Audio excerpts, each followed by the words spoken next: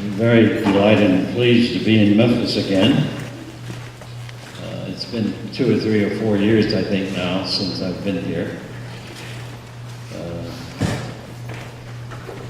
I have very fond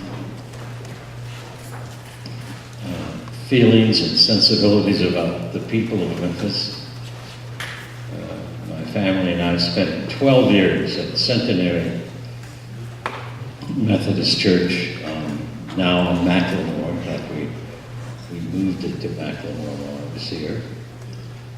And we have 2 sons who were born here, Morris and Seth.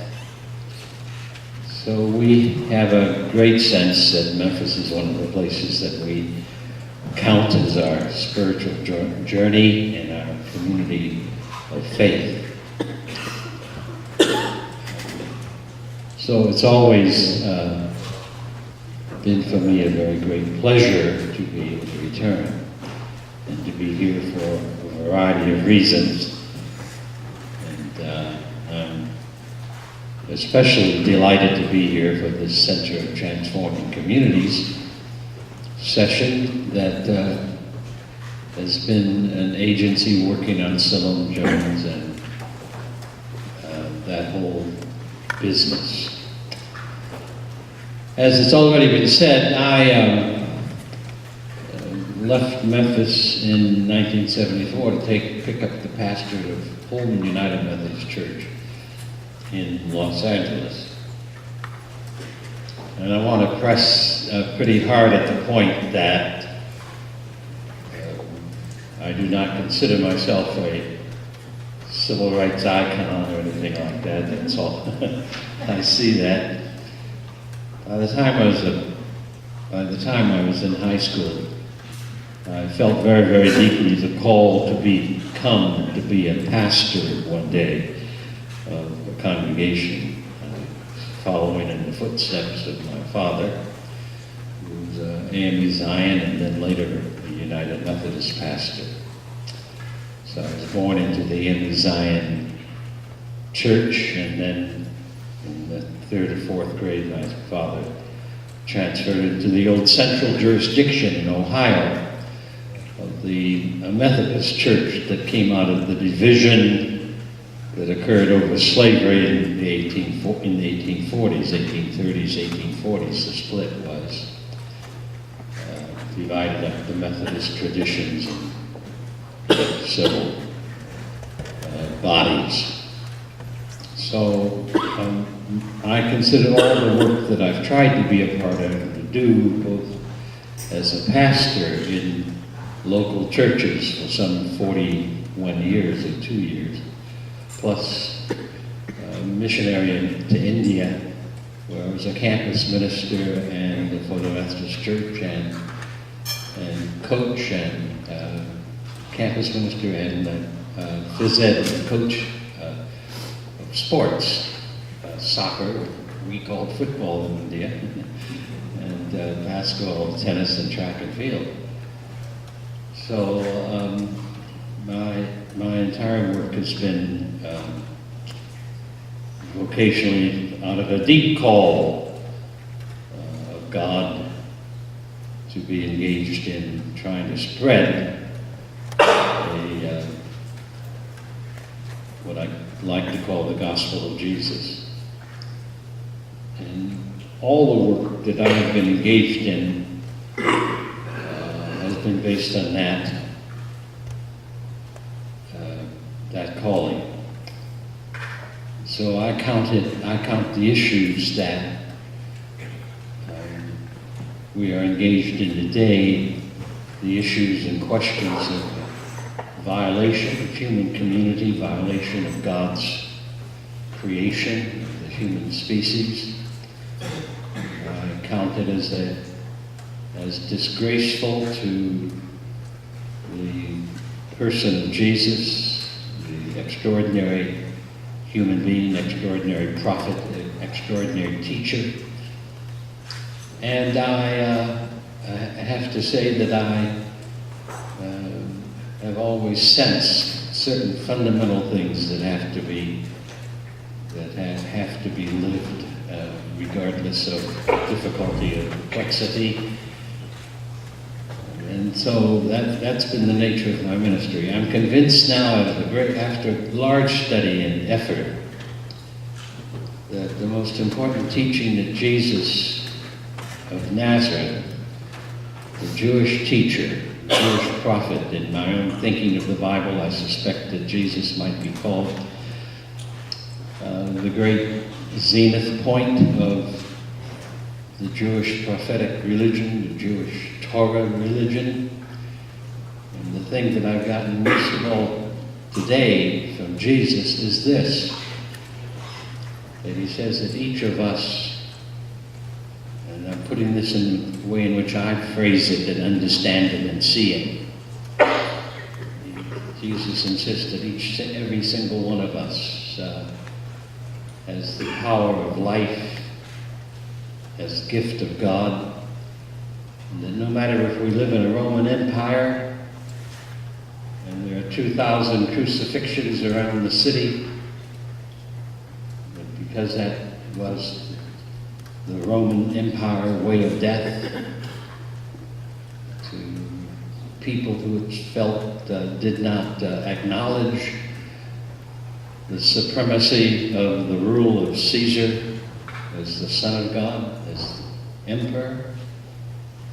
Jesus insists that nevertheless your gift of life has the capacities of power on the inside, that whether you have to do it invisibly or gently or boldly, softly or with mighty uproar, you have the capacity to live out the will of God. You have the capacity to be a person of love and truth and compassion, to be a person who, in all their personal and social relationships, strives to express the mirror, the presence of God. And that's what it seems to me a great variety of the characters of the Bible sought to do the way Jesus did it. And so the Shalom Zone developed out of a process of response of the General Conference of the United Methodist Church to the 1992 riot, explosion of violence, and explosion of the tensions that were already in the air, already a part of our society. And the General Conference asked me to chair a committee of people from around the globe, around the world actually, to talk about this and then to come up, if we could, with some recommendations to the whole church. And so the Shalom Zone idea was the major idea that the General Conference adopted out of that report. And I'm just really very, very pleased to know that in Memphis, you're continuing to pursue that. If I might try to simply put it where I want to put it, I would say to you the Shalom Zone is a notion about how we carry out holistic ministries of life, of personal transformation going on, as well as transformation of the places where we live and work and play, engage in politics and whatnot. Shalom Zone is the idea of people coming together, and if I can say this in basically prophetic terms, and carry out prophetic ministry and work, as an example of Isaiah or Jeremiah or Jesus. Those prophetic voices sought to, on the one side, be aware of the word of life and the word of the universe, the word of God, the word of truth and compassion, and then sought to translate it in ordinary ways in their dealings with people. They sought to carry out the politics of God, if I might say that, the politics of the Word, the politics of truth, the politics of beauty and wonder. And that's a very, very radical thing, but I maintain it's not that radical because it represents the gift of life that is in each of us and in all of us. It has to be on hands-on experience. If there are social, political, economic tensions in our society, we cannot allow ourselves to avoid them just because there are tensions. Evil creates tension. Injustice creates tension. In our society, I maintain that everywhere across our land, we of the USA, we the people of the USA have been greatly influenced by the forces that have harassed us. The racism that began with the taking of the land from the Indian, the sexism which got translated out of Europe primarily, but into the heart of the USA people,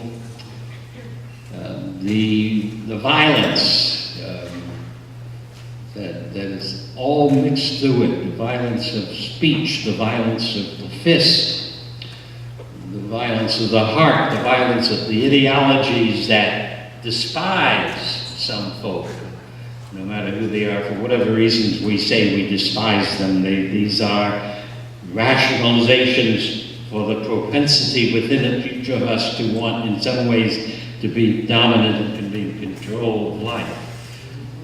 And then what I call plantation capitalism. Because that was the primary form of the economy that was a national pattern. The sanitation workers taught me that. They used to call the barn, the public works, the plantation. They called the job the plantation.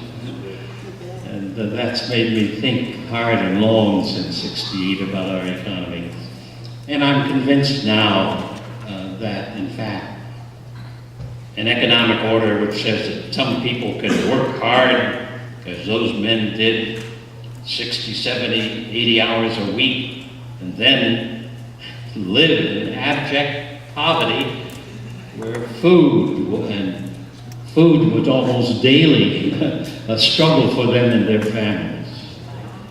And the attitude that people can work, but they don't deserve wages commensurate with human dignity or commensurate with the work itself, is, it seems to me, a plantation capitalism notion that we must fight at every place that we can fight it, because it hurts millions and millions of people in our country today.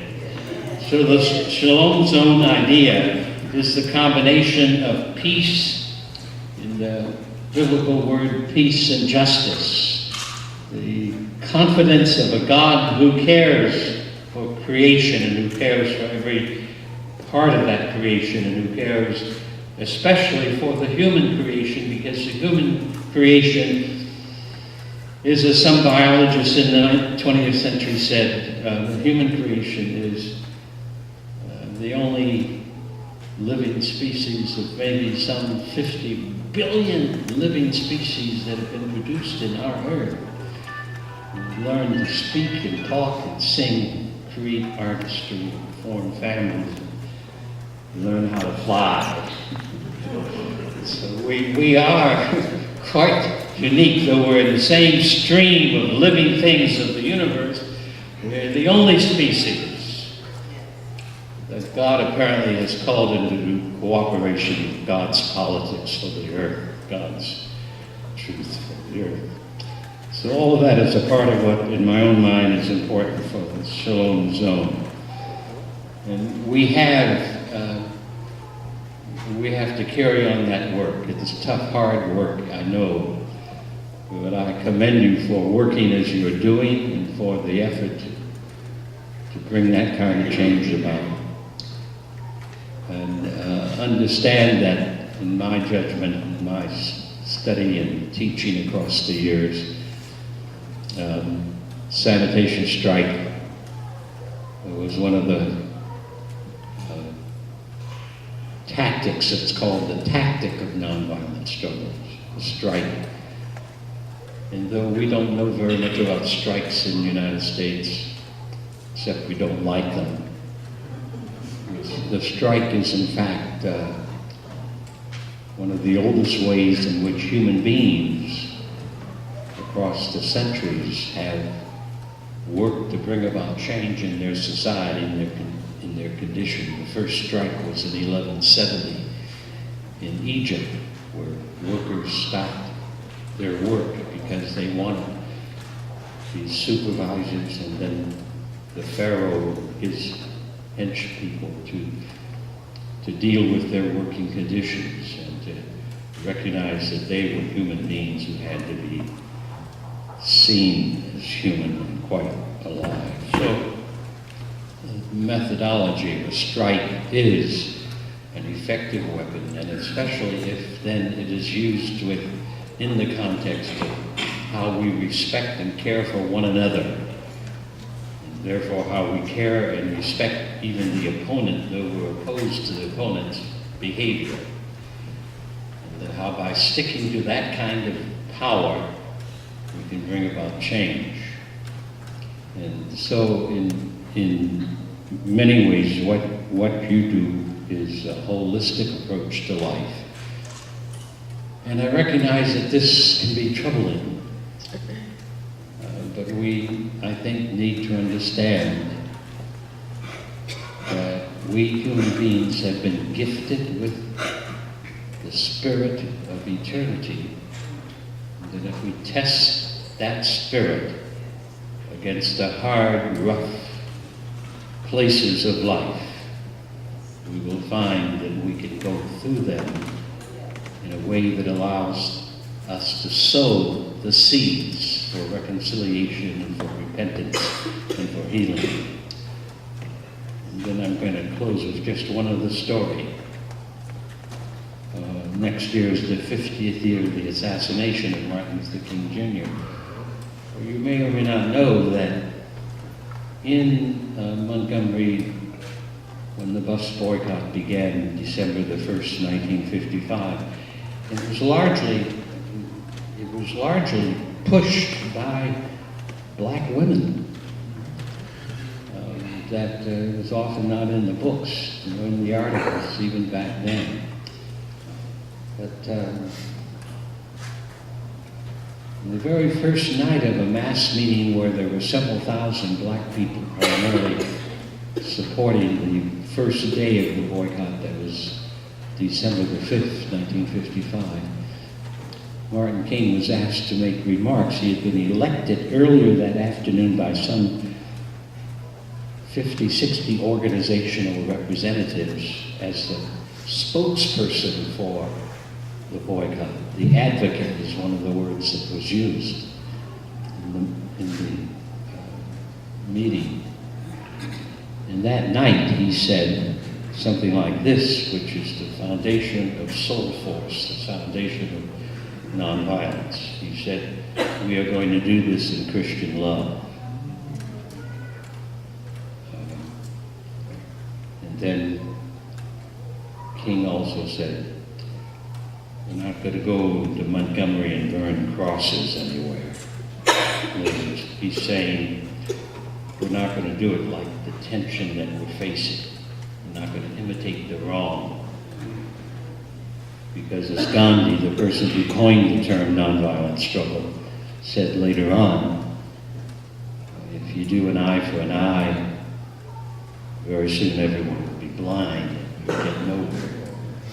So you really have to change indecency with decency. You have to really work against hate, not with counter-hate, but with compassion and confidence that you're in the human train. You cannot dispel the hatred in our own country that is so fierce in so many different ways by following the hatred, the fear, the despising of people.